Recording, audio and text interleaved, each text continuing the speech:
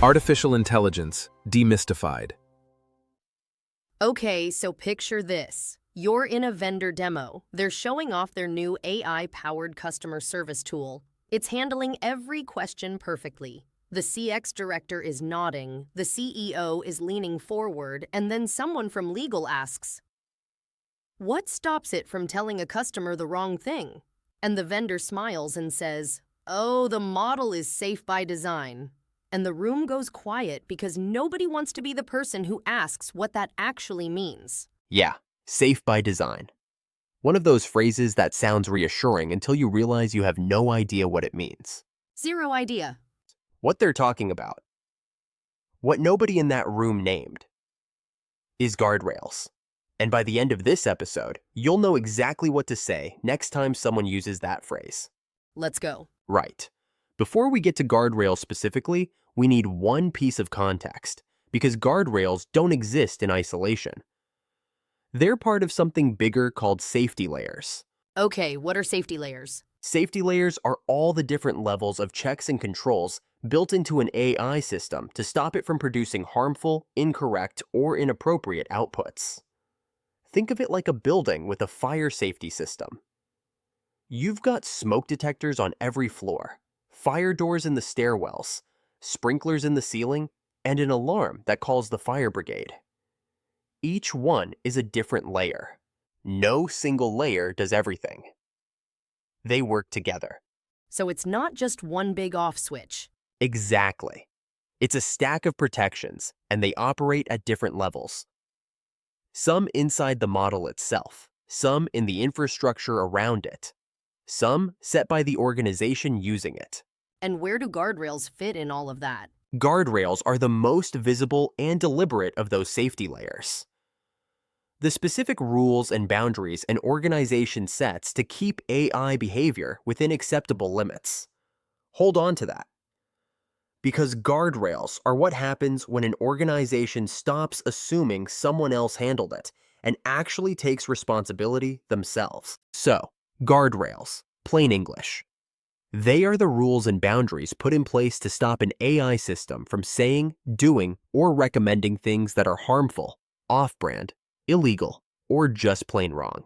Okay, that's clear enough. But I need a picture in my head. Right. So think about a new employee, brilliant, sharp, knows a lot, but they've just started and they have no idea about company policy, your legal exposure, or what the brand stands for. Before you let them talk to customers unsupervised, what do?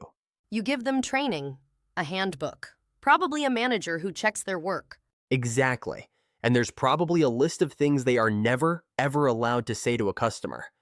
Guardrails are that handbook, that manager, and that list. Applied to an AI. Huh. So the guardrails aren't about making the AI smarter. They're about making it safer to deploy. That's exactly it. The AI might be capable of all kinds of things.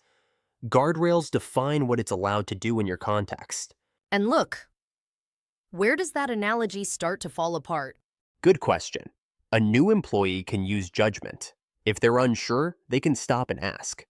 An AI with guardrails just follows the rules literally, which means if an edge case comes up that the rules didn't anticipate, something slightly outside what you planned for, it can still slip through. The AI doesn't flag uncertainty the way a person would. Right. Okay, so here's the thing I actually want to ask, and I feel like this might sound obvious. Go for it. If the AI vendor already says their model has guardrails built in, why do we need to add our own? Because the vendor's guardrails are designed for general use. They stop the AI from doing things that are universally harmful. Generating violent content, that kind of thing. But they have absolutely no idea what's acceptable inside your organization, your industry, your legal jurisdiction, your brand. Your guardrails are what stop the AI from quoting a pricing structure you changed 6 months ago, citing a policy you retired 2 years ago, or saying something that is technically legal but would end up on the front page of a newspaper. So the vendor's guardrails are the floor. The floor. And your organization is responsible for building the walls. I genuinely did not know that was our problem to solve. I assumed the vendor handled it. Most people do. That's the most expensive assumption in AI deployment right now. Okay, let me try this. Guardrails are the rules you put around an AI so it doesn't go rogue, like a fence. Close. Sharpen it a little. Guardrails are the rules and boundaries an organization puts around an AI system to stop it from producing outputs that are harmful, wrong, or off limits. Think of them as the AI's code of conduct, and the critical thing, the vendor's built-in guardrails, are just the floor. Your organization is responsible for building the walls. That second sentence is the one. That's the one that changes the conversation. That's the one that changes the budget conversation, too. I'm writing that down. Here's where this gets real. A vendor is pitching you an AI-powered customer service tool. It handles Tier 1 support autonomously. The demo is flawless. Legal is nervous about liability. Compliance is asking about regulated information.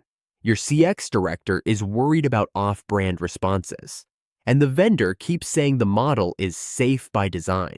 Which we now know means basically nothing on its own. Right. So what's the one question you ask? What is it?